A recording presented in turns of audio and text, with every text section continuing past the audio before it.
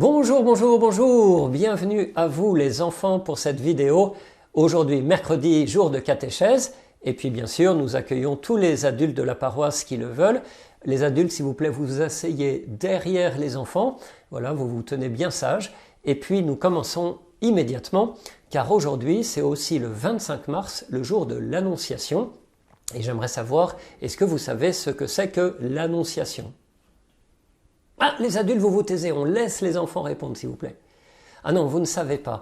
Bon, eh bien, on regarde tout de suite cette vidéo qui nous est gentiment prêtée par le site Théobule. Je vous en parlerai de ce site après. Tout de suite, l'histoire. Dans une petite ville de Galilée, appelée Nazareth, l'ange Gabriel est envoyé par Dieu à Marie, une jeune fille vierge accordée en mariage à un homme appelé Joseph.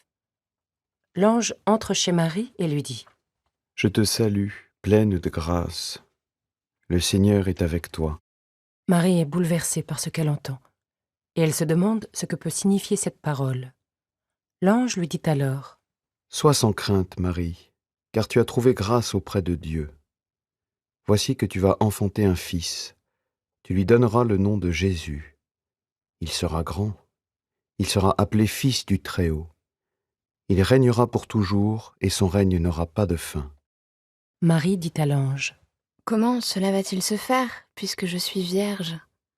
L'ange lui répond : « L'Esprit Saint viendra sur toi. C'est pourquoi celui qui va naître sera saint, et il sera appelé Fils de Dieu. Élisabeth, ta cousine, attend elle aussi un fils dans sa vieillesse, alors qu'on l'appelait la femme stérile, car rien n'est impossible à Dieu. » Marie dit alors : « Je suis la servante du Seigneur. Que tout se passe pour moi selon ta parole. » Alors, l'ange la quitta. Et voilà donc l'histoire de l'Annonciation racontée par l'évangéliste Luc.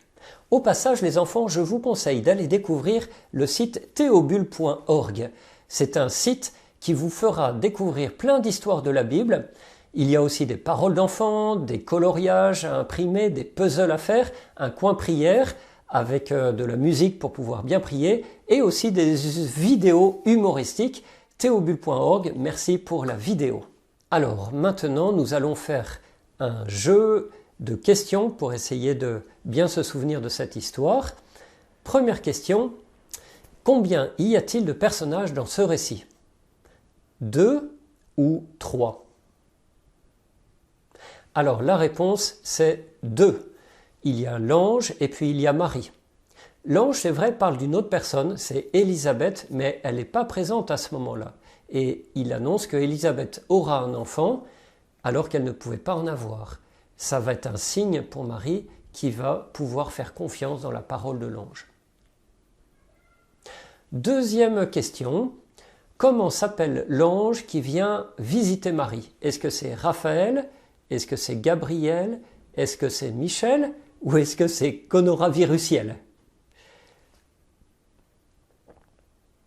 Alors, la réponse, c'est la deuxième, c'est Gabriel. Tous les grands anges dans la Bible ont un nom qui finit par « elle ». « Elle », dans la langue de la Bible, ça veut dire Dieu. Et Gabriel, c'est la force de Dieu. Alors, troisième question. Qu'est-ce que l'ange Gabriel annonce à Marie ? Elle va devenir la mère de Jésus, elle va être une sainte ou elle va devenir une religieuse ? Alors, la réponse est elle va devenir la mère de Jésus, la mère du Messie. Il sera appelé Fils du Très-Haut. Il régnera sur le trône de David son père. Dieu avait dit à David, le roi David, qu'il y aura un jour un descendant qui régnera pour toujours, son règne n'aura pas de fin. Eh bien voilà, Marie va devenir la maman de ce Messie, celui qui va sauver le monde. Quatrième question, est-ce que Marie dit oui tout de suite ? Oui, elle dit oui tout de suite. Non, elle ne dit pas oui tout de suite. Eh bien, elle ne dit pas oui tout de suite. Elle veut savoir, elle veut comprendre, parce qu'elle n'habite pas encore avec son fiancé Joseph dans la même maison, et elle ne voit pas comment elle peut avoir un enfant. Et l'ange lui répond, cet enfant, il va venir de l'Esprit Saint. Il va venir de Dieu lui-même. C'est vraiment le Fils de Dieu. 5e question. Quelle est la réponse finale que Marie fait à l'ange? Est-ce qu'elle dit « Je suis d'accord, je suis la servante du Seigneur, je suis heureuse » ou « Je suis confinée chez moi à la maison » ? Eh bien, elle répond « Je suis la servante du Seigneur ». Oh, elle aurait pu dire « Je suis d'accord », c'est plus simple comme expression. Elle aurait pu dire aussi « Je suis heureuse ». Mais en disant « Je suis la servante du Seigneur », elle veut dire qu'elle trouve que Dieu vraiment c'est Dieu. Et elle fait sa volonté parce qu'elle est sûre que Dieu va lui apporter le bonheur et des belles choses en devenant la mère de Jésus. Ça lui fait plaisir et ça lui fait plaisir aussi que Jésus vienne pour sauver le monde entier. Et la 6e question, elle est plus difficile. À ton avis, pourquoi l'Annonciation, la fête de l'Annonciation, elle est fêtée le 25 mars? Alors, est-ce que c'est parce que c'est proche de l'arrivée du printemps, ou c'est parce que ça s'est vraiment passé un 25 mars à l'époque, ou bien c'est parce que cela fait 9 mois avant Noël? Mais pas facile, hein? Eh bien, la réponse est ça fait 9 mois avant Noël. Parce que 9 mois, c'est le temps qu'il faut à une maman pour porter l'enfant et le faire venir au monde avec la naissance. Or, Noël, c'est quelle date? C'est en décembre, c'est le 25 décembre. Et donc, du 25 mars au 25 décembre, il y a 9 mois. C'est pour ça qu'on fête le début de l'arrivée de Jésus dans le ventre de Marie, 9 mois avant Noël. Voilà, j'espère que tu as pu trouver quelques-unes des bonnes réponses dans ce jeu. Maintenant, je te propose un temps de réflexion. Marie dit « Je suis la servante du Seigneur ». Au fond, c'est une manière pour elle de dire « oui » à Dieu. Et en disant « oui », cela a changé sa vie. Elle a reçu une grande mission, devenir la maman du Fils de Dieu. Mais alors toi, quelle est l'importance des « oui » que tu prononces ? Si tu réfléchis, tu vas voir qu'il y a des petits oui et puis des grands oui. Par exemple, regarde, quand tu réponds oui à maman ou papa qui te demande de mettre la table, ce n'est pas très engageant. Peut-être juste qu'il faut que tu acceptes de laisser les jeux là où ils en sont, ou ta lecture, pour aller mettre la table. Mais ça en reste là. Tu sais très bien ce que veut dire mettre la table, ça prend un certain temps et c'est fini. Si un ami t'invite à un anniversaire, c'est déjà plus engageant. Tu te poses des questions. Est-ce que ça va être seulement les bons amis qui vont être là? Et si tu dis oui, ça t'engage. À l'école, si ton professeur te demande de faire un exposé, peut-être que tu as très envie de faire ce sujet, mais tu ne sais pas très bien si tu vas trouver les belles choses à raconter, arriver à faire un bel exposé. Donc quand tu dis oui, ça t'engage beaucoup. Et du côté de Dieu, ce qui est génial avec Dieu, c'est que, comme Marie, il te propose de grandes choses. Il te propose de devenir saint ou sainte de Dieu. Il te propose de devenir disciple de Jésus. Tu sais, Jésus souvent il appelle ses disciples en disant « Est-ce que tu veux me suivre ?» Et quand on répond « Oui », c'est énorme, ça engage beaucoup de choses. On ne sait pas très bien où Jésus va nous emmener.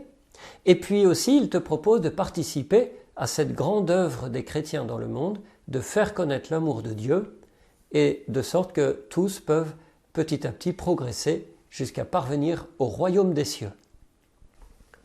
Donc, la fête de l'Annonciation, c'est ce grand moment où Dieu a proposé cette mission impressionnante à Marie, et Marie qui a répondu avec ce grand oui.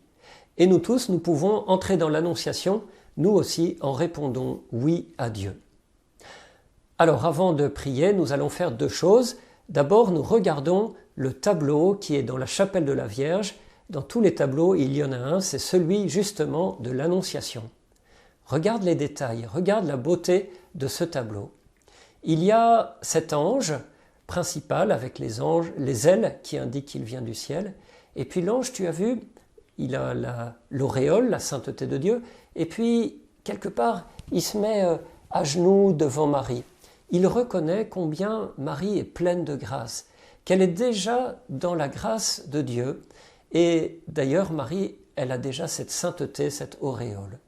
Et Marie, elle écoute les paroles de l'ange, et puis elle ouvre les mains. C'est une manière de s'ouvrir au projet de Dieu. Elle accueille la vie de Jésus qui vient en elle à ce moment. Précisément, au-dessus des deux personnages, il y a l'Esprit Saint. L'Esprit Saint, on le représente souvent avec la colombe, ce signe d'une blancheur, d'une paix qui vient de Dieu, qui vient du ciel et qui descend sur nous. Et l'Esprit Saint, il est dans ce feu orange et rouge, c'est la chaleur, c'est l'amour de Dieu, c'est la force de Dieu. L'Esprit Saint, tu sais, a été répandu bien plus tard, après sur les apôtres, au moment de la Pentecôte, c'est une force qui vient dans leur cœur. Eh bien, l'Esprit Saint descend en Marie et vient mettre en elle futur enfant Jésus.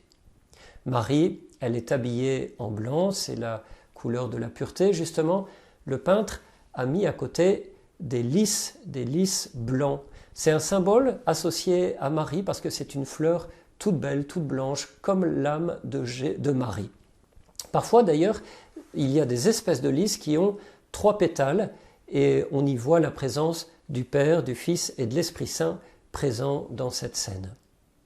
Et pour terminer, si on regarde de l'autre côté, derrière l'ange, il n'y a pas que l'ange finalement, tout le ciel est présent et se réjouit de ce que Marie est en train de dire oui au grand projet de Dieu. Eh bien, figure-toi que la peintre, lorsqu'elle a exécuté ce tableau, elle a choisi de peindre les visages des enfants du catéchisme de l'époque. Finalement, ça pourrait être toi. Deuxième chose que nous allons faire avant de nous quitter, de prier, ça va être de regarder les petits envois que des enfants de la paroisse nous ont envoyés et qui sont dans la vidéo. Alors d'abord, on a le dessin de Marco, et Marco nous souhaite ainsi une belle entrée dans le printemps. C'était le 20 mars. Il y a aussi Anthony qui nous envoie une magnifique tour en capla, une belle manière d'occuper le temps, je suppose. On voit chacun a ses talents. Et Anthony nous écrit une belle invitation. Et puis on termine avec une salutation sonore de Eden. Bonjour, bonne chance pour le confinement à tous de la paroisse. Et puis aussi Eden en vidéo. Bonjour tout le monde, on espère que vous allez bien. À bientôt. Et voilà le dessin de Eden. Alors maintenant, nous entrons dans la prière, comme c'est l'Annonciation. Avec tous les chrétiens, nous allons plutôt réciter aujourd'hui le « Je vous salue Marie ».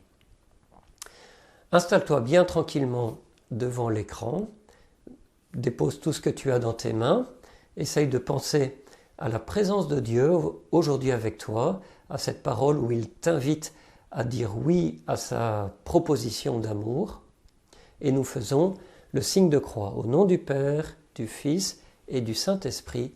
Amen. Et avec le « Je vous salue Marie », nous redisons les paroles de l'ange qui sont dites à Marie. Ensemble, nous disons « Je vous salue Marie, pleine de grâce, le Seigneur est avec toi. Tu es bénie entre toutes les femmes, et Jésus, le fruit de tes entrailles, est béni. Sainte Marie, Mère de Dieu, prie pour nous, pauvres pécheurs, maintenant et à l'heure de notre mort.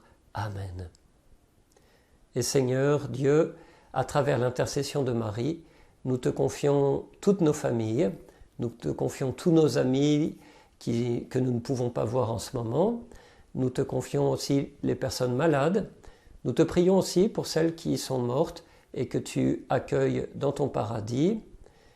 Et puis enfin, nous te prions pour tous les médecins, pour tous ceux qui soignent les malades et qui donnent beaucoup de leur énergie et même qui risquent leur vie. Seigneur, prends soin de chacun, protège chacun. Et maintenant, je vous bénis. Le Seigneur soit avec toi. Que Dieu Tout-Puissant te bénisse, le Père, le Fils et le Saint-Esprit. Amen. Alors, juste après, il y aura une chanson de l'ange Gabriel, c'est une chanson qui parle de l'Annonciation, et tu pourras voir plein de représentations qui ont été faites de l'Annonciation. Bonne fin de journée à tous.